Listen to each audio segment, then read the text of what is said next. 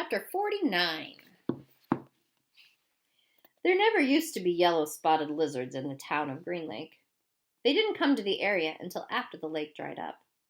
But the townsfolk had heard about the red-eyed monsters living in the desert hills. One afternoon, Sam, the onion man, and his donkey, Mary Lou, were returning to his boat, which was anchored just a little offshore. It was late in November, and the peach trees had lost most of their leaves. "Sam!" someone called. He turned around to see 3 men running after him, waving their hats. He waited. "Afternoon, Walter, Bo, Jessie," he greeted them as they walked up, catching their breath. "Glad we caught you," said Bo. "We're going rattlesnake hunting in the morning." "We want to get some of your lizard juice," said Walter. "I ain't a-scared of no rattlesnake," said Jessie, "but I don't want to come across one of those red-eyed monsters. I seen one once, and that was enough. I knew about the red eyes, of course. I hadn't heard about the big black teeth." "It's the white tongues that get me," said Bo. Sam gave each man 2 bottles of pure onion juice. He told them to drink 1 bottle before going to bed that night, then a half bottle in the morning, and then a half bottle around lunchtime.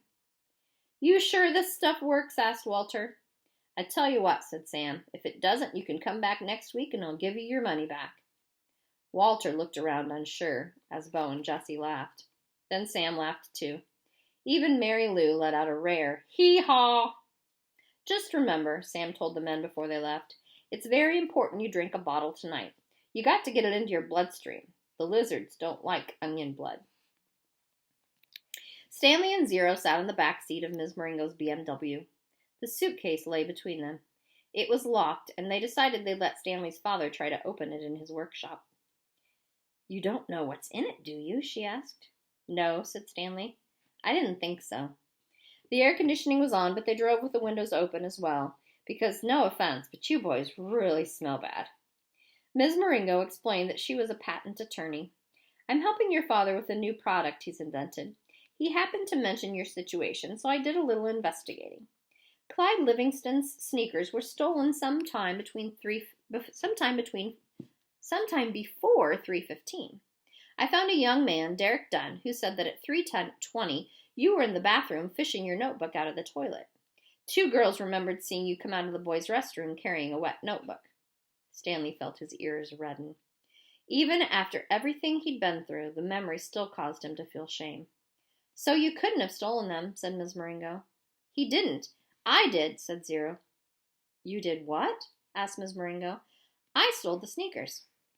The lawyer actually turned around while driving and looked at him. "I didn't hear that," she said, "and I advise you to make sure I don't hear it again." "What did my father invent?" Stanley asked. "Did he find a way to recycle sneakers?" "No, he's still working on that," explained Ms. Maringo. "But he invented a product that eliminates foot odor. Here, I've got a sample in my briefcase. I wish I had more. You 2 could bathe in it." She opened her briefcase with one hand and passed a small bottle back to Stanley. It had a fresh and somewhat spicy smell. He handed it to Zero. "What's it called?" Stanley asked. "We haven't come up with a name yet," said Ms. Maringo. "It smells familiar," said Zero. "Peaches, right?" asked Ms. Maringo. "That's what everyone says." A short while later, both boys fell asleep. Behind them, the sky had turned dark, and for the first time in over 100 years, a drop of rain fell into the empty lake.